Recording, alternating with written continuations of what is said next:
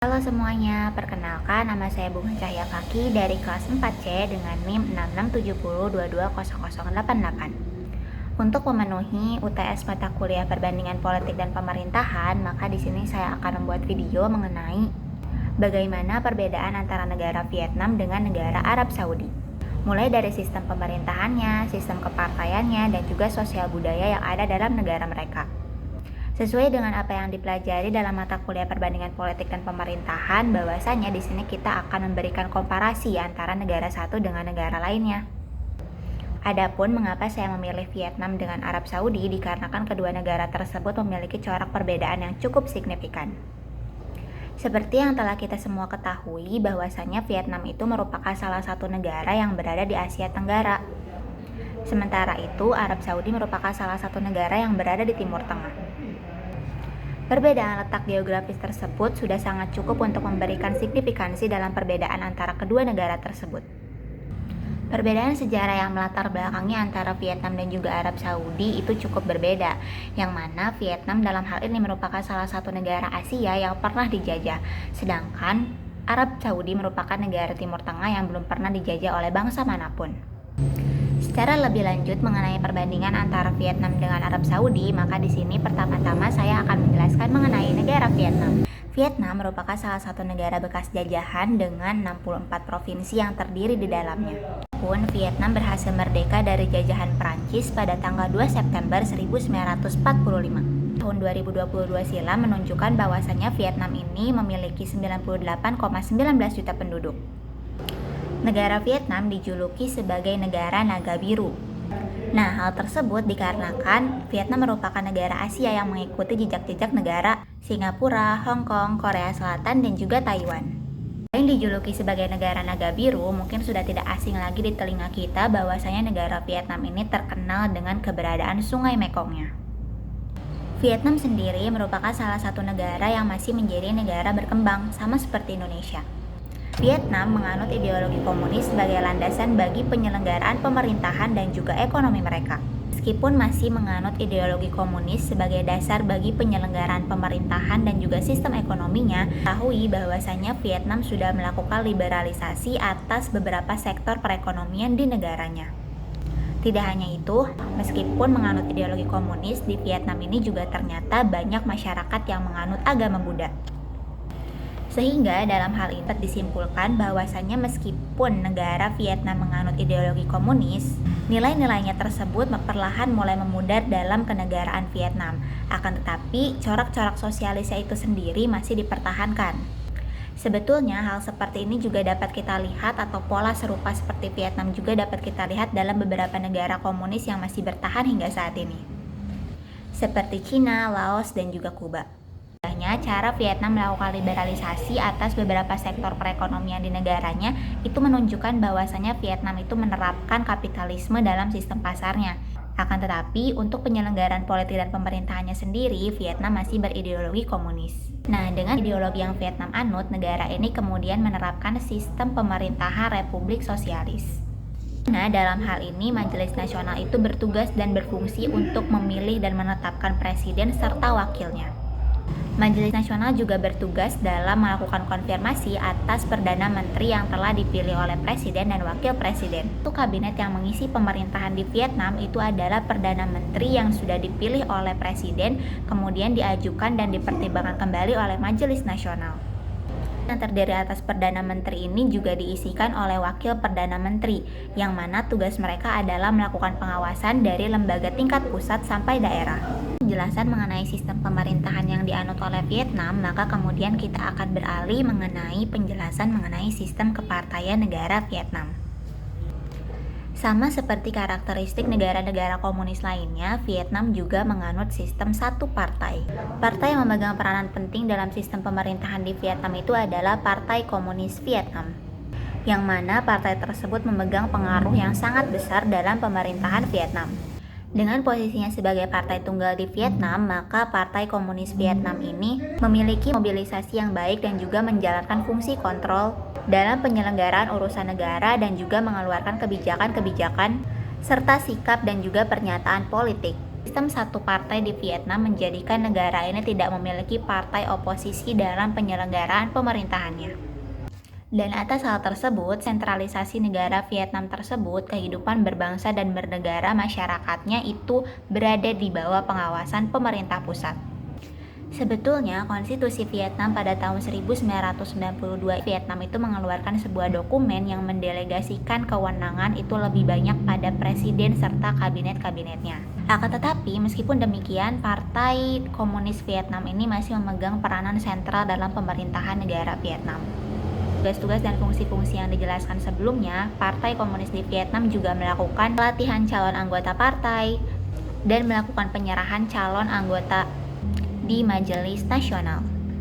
Nah, Majelis Nasional yang disinggung di awal video tadi itu dipilih melalui pemilihan langsung oleh penduduk Vietnam berdasarkan daerah pemilihannya masing-masing. Semua warga Vietnam yang berusia 18 tahun ke atas itu diberikan hak untuk memilih Majelis Nasional. Sistem satu partai yang Vietnam anut itu tuh berpengaruh pada sistem pemilihan langsung untuk memilih Majelis Nasional itu sendiri. Di mana di sini masyarakat yang sudah berusia 18 tahun ke atas itu tuh tidak diwajibkan untuk memilih Majelis Nasional. Mereka diberikan hak, tapi kemudian hak tersebut tidak bersifat wajib. Sistem satu yang dianut negara Vietnam itu juga kemudian memunculkan adanya lembaga eksekutif, yudikatif, dan juga legislatif. Yang mana dalam hal ini untuk menjalankan tugas-tugasnya mereka melakukan diskusi terlebih dahulu dengan penguasa Partai Komunis. Setelah membahas sistem kepartaian, maka selanjutnya kita akan membahas mengenai sosial dan budaya di Vietnam. Sosial dan budaya di Vietnam itu banyak sekali dipengaruhi oleh nilai-nilai Buddhisme dan juga Konfusianisme sendiri itu merupakan sebuah nilai-nilai yang menempatkan seseorang dalam tatanan masyarakat di Vietnam. Secara lebih mudahnya, nilai-nilai Konfusianisme itu merupakan nilai-nilai etika yang ditekankan dalam diri seorang individu dengan hubungannya bersama dengan orang lain. Keluargaan di Vietnam juga umumnya terdiri atas keluarga besar. Bahkan dalam satu rumah itu bisa terdapat 3 generasi yang tinggal bersama. Keluarga-keluarga besar yang tinggal di Vietnam juga mempercayai roh yang sudah meninggal.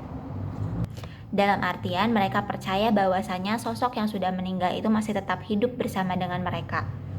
Keluarga di Vietnam juga umumnya melakukan penyembahan terhadap sosok yang sudah meninggal. Mengapa demikian? Dikarenakan mereka percaya bahwasanya itu merupakan penghormatan atas kebaikan yang sudah mereka lakukan semasa hidupnya. Aktivisme di Vietnam juga sangat kuat, di mana dalam hal ini seorang individu itu tidak dipandang sebagai seorang individu, melainkan mereka bisa dipandang sebagai kelompok, keluarga, sekolah, atau tempat kerja. Jadi seorang individu itu tidak pernah dipandang sebagai satu individu, melainkan secara kelompok. Di Vietnam, struktur hierarkis juga masih cukup kental, di mana usia dan juga status itu menjadi suatu hal yang dikedepankan. Selain dari segi sosial, budaya-budaya di Vietnam juga terdiri atas budaya-budaya yang menarik dan juga melekat dalam kepala setiap penduduk di Vietnam. Festival-festival ini umumnya dilakukan di masa-masa senggang negara Vietnam seperti musim semi atau musim gugur. Festival-festival ini terdiri atas Festival Tahun Baru Imlek, Festival Bulan Purnama Juli, Festival Bulan Purnama Agustus, dan Festival Raja Hung. Yang pertama yaitu Festival Tahun Baru Imlek. Festival Tahun Baru Imlek menjadi ajang atau waktu yang ditunggu-tunggu oleh masyarakat Vietnam. Hal ini dikarenakan Tahun Baru Imlek menjadi waktu atau kesempatan bagi masyarakat Vietnam untuk berkumpul bersama keluarganya, berkunjung kepada sahabat dan saudara-saudaranya, serta menutup tahun lalu dengan tahun yang baru dengan harapan-harapan yang juga baru. Dalam festival Tahun Baru Imlek ini juga masyarakat Vietnam melakukan banyak ritual tradisional dan juga pemujaan terhadap leluhur. Yang kedua adalah Festival Bulan Juli. Festival Bulan Juli ini adalah festival negara Vietnam dilakukan untuk menghormati orang tua, kakek, leluhur, nenek moyang yang sudah meninggal. Mereka melakukan pemujaan terhadap sosok-sosok yang telah meninggal dengan memberikan persembahan berupa nasi kering dan juga buah-buahan. Hal ini dilakukan sebagai bentuk penghormatan dan pengingatan sosok-sosok leluhur yang telah tiada. Festival bulan Juli juga diperingati atau ditandai sebagai masa-masa pengampunan dari leluhur dan orang-orang terdekat masyarakat Vietnam yang telah tiada. Maka dari itu mereka memperingatinya dengan mengadakan sebuah festival. Dan yang ketiga adalah Festival Bulan Agustus. Festival bulan Agustus ini banyak ditujukannya untuk anak-anak. Karena festival ini ditandai dengan agenda menonton bulan dan juga menikmati makanan-makanan khas yang dibawa oleh setiap keluarga. Nantinya dalam festival ini setiap keluarga akan berkeliling dengan membawa nampan yang berisi makanan khas Vietnam untuk menikmati keindahan bulan. Dan yang terakhir adalah festival pemujaan Raja Hung, yang mana festival ini dilakukan untuk melakukan pemujaan terhadap Raja Hung dengan membawa sesaji. Ini dilakukan untuk melakukan pemujaan terhadap Raja Hung dengan membawa sesaji-sesaji tradisional. Selain festival-festival, Vietnam juga memiliki banyak sastra yang juga sangat menarik. Selain festival-festival, kebudayaan di Vietnam juga sangat berkaitan erat dengan dan juga arsitektur bangunan negaranya yang merupakan peninggalan masa kerajaan. Setelah cukup banyak pembahasan mengenai Vietnam, kita dapat mengetahui bahwasanya di sini Vietnam menganut sistem pemerintahan Republik Sosialis, yang mana dalam hal ini Vietnam menganut ideologi komunis sebagai landasan dalam penyelenggaraan pemerintahannya dan juga ekonominya. Yang mana dalam hal ini kita bisa mengetahui juga bahwasanya Vietnam ini secara politik pemerintahan masih menerapkan ideologi komunis atau masih berkaitan erat dengan ideologi komunis itu sendiri. Akan tetapi untuk perekonomiannya, melalui liberalisasi ekonomi yang dilakukannya, Vietnam mulai menunjukkan arah pasar yang bersifat kapitalis. Atas dasar hal tersebut, itu juga menjadikan sistem kepartaian di Vietnam itu hanya terdiri atas satu partai tunggal, yaitu Partai Komunis Vietnam. Dan yang terakhir, dari segi sosial dan budaya, nilai-nilai sosial di Vietnam itu sangat mengedepankan etika, kultur hierarkis, dan juga penghormatan terhadap sosok yang sudah tiada. Secara budaya, Vietnam memiliki banyak festival menarik yang selalu dilakukan setiap tahunnya. Festival sastra dan peninggalan arsitektur zaman kerajaan menjadi ciri khas tersendiri dalam budaya di Vietnam. Selesai sudah pembahasan saya mengenai negara Vietnam. Selanjutnya kita akan beralih pada negara Timur Tengah, yaitu Arab Saudi. Arab Saudi, seperti yang mungkin sudah banyak disinggung pada video ini sebelumnya, merupakan salah satu negara di Timur Tengah. Atas dasar hal tersebut, nilai-nilai di Arab Saudi ini juga memang sangat ketimuran. Yang mana dalam hal ini Arab Saudi itu dikenal sebagai negara dengan basis agama Islam yang melekat di dalamnya. Arab Saudi sendiri merupakan negara dengan komoditas sumber daya alam yang sangat tinggi, terkhusus minyak bumi. Minyak bumi menjadi komoditas utama dalam perekonomian negara Arab Saudi, yang mana minyak bumi itu menjadi sebuah tonggak kehidupan bagi masyarakat Arab Saudi dan juga perekonomiannya. Minyak bumi memiliki kontribusi yang sangat tinggi dalam perekonomian Arab Saudi. Arab Saudi juga sangat dikenal dengan nilai religius keislamannya yang tinggi. Terkhusus Arab Saudi tempat strategis dari dua kota yang menjadi pusat pertemuan umat-umat Islam di seluruh dunia, yaitu Mekah dan Madinah. Juga merupakan negara yang menjadi pusat penyebaran agama Islam. Nah, salah satu fakta menarik mengenai Arab Saudi itu merupakan negara paling besar di Timur Tengah. Selain hal itu, posisi Arab Saudi sebagai negara paling besar di Timur Tengah itu juga didukung dengan kondisi perekonomian mereka yang sangat memadai. Kondisi perekonomian yang sangat memadai, Arab Saudi mampu untuk memberikan kesejahteraan kepada setiap penduduknya.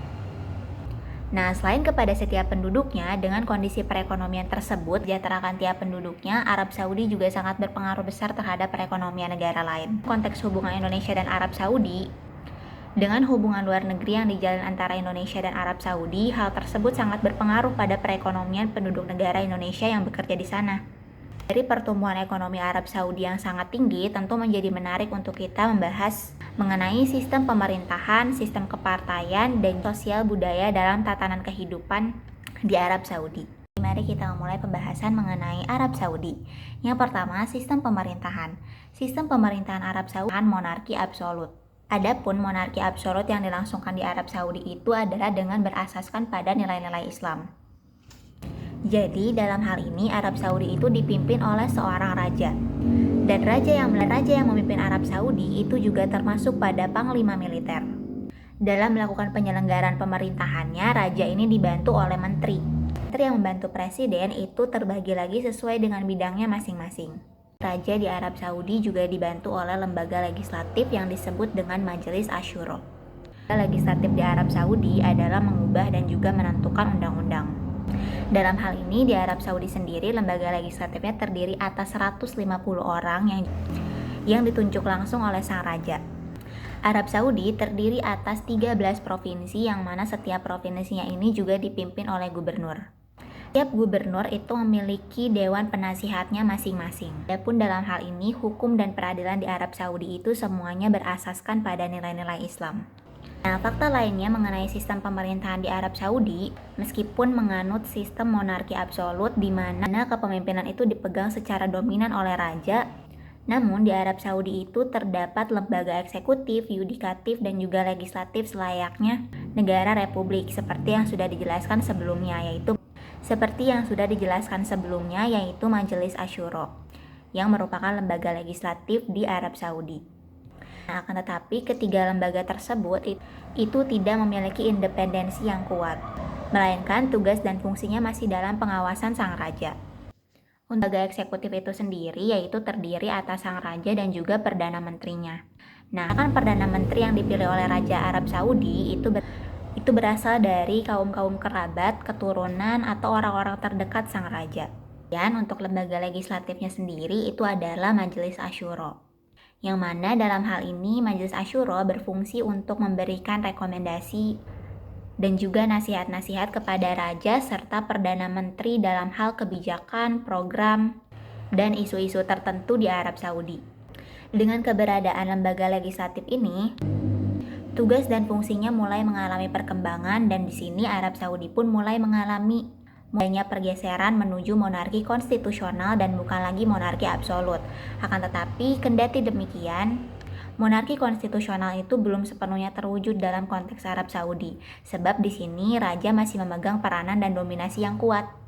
Lembaga peradilannya sendiri yang berasaskan dengan nilai-nilai Islam itu terdiri atas pengadilan tinggi yaitu Dewan Kehakiman Agung, pengadilan tingkat kedua, dan juga pengadilan tingkat terendah.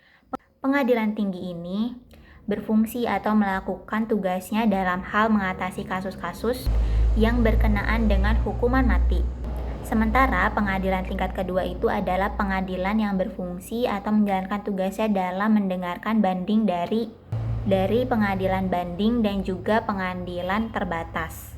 Selanjutnya, untuk pengadilan terendah sendiri itu bertugas atau berfungsi dalam menangani kasus-kasus pribadi seperti sipil, keluarga, dan juga kriminal. Menyambung dari sistem pemerintahan Arab Saudi, maka kita akan beralih pada sistem kepartaian di Arab Saudi. Nah, tentunya dengan berdasarkan sistem pemerintahan Arab Saudi yang menganut monarki absolut, tentunya di sana tidak terdapat partai politik. Dan di Arab Saudi tidak berlangsung yang namanya pemilihan umum. Dan dalam hal ini, pemerintah Arab Saudi itu melakukan pelarangan terhadap adanya partai politik.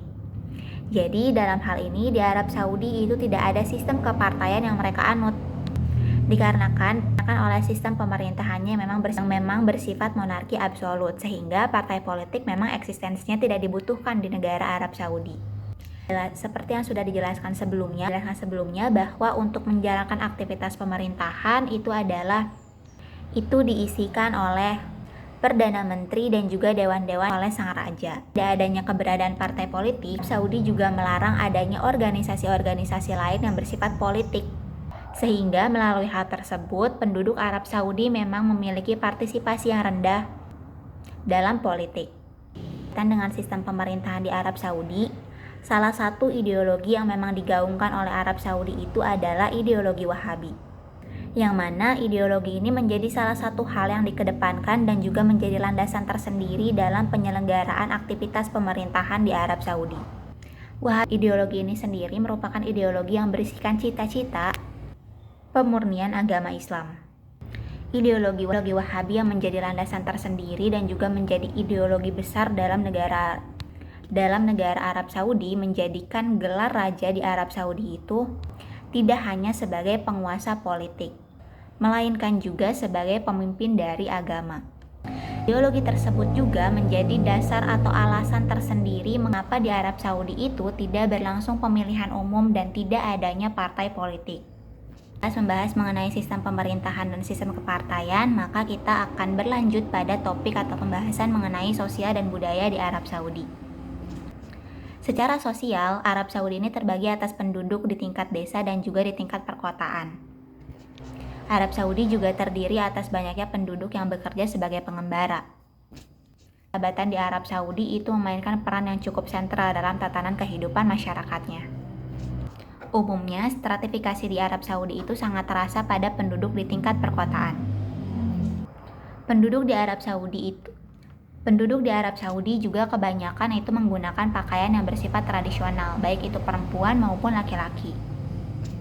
Masyarakat atau penduduk di Arab Saudi juga sangat mengedepankan yang namanya kesukuan, di mana dalam hal ini penduduk di Arab Saudi itu jauh lebih mengutamakan kesukuan daripada nilai-nilai pribadi.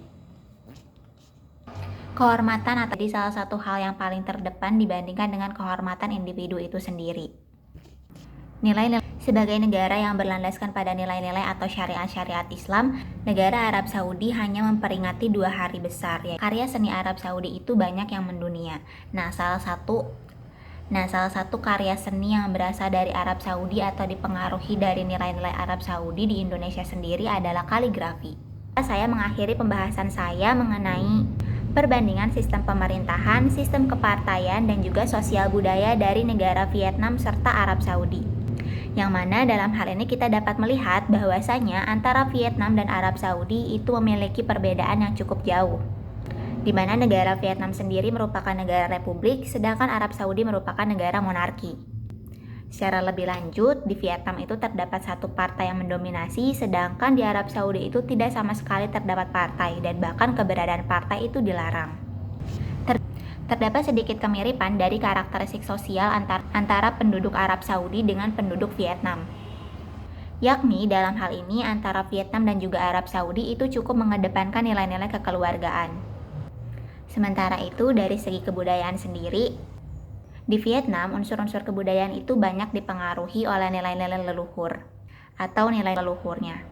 Sedangkan pada masyarakat Arab sendiri, nilai-nilai kebudayaan itu memang cukup erat, itu memang berkaitan erat dengan sejarah-sejarah yang berkenaan dengan karya seni dan juga festival-festival yang memang tidak diwarnai oleh unsur-unsur mengenai penghormatan mereka terhadap leluhurnya, melainkan lebih mengedepankan pada aspek-aspek mengenai apa saja kebudayaan negara Arab Saudi itu sendiri yang kemudian dilestarikan dan diberdayakan. Sekian pemaparan dari saya mengenai kedua negara tersebut. Saya Bunga Cahaya Faki dari kelas 4C diri. Semoga bermanfaat untuk kedepannya. Terima kasih banyak dan wassalamualaikum warahmatullahi wabarakatuh.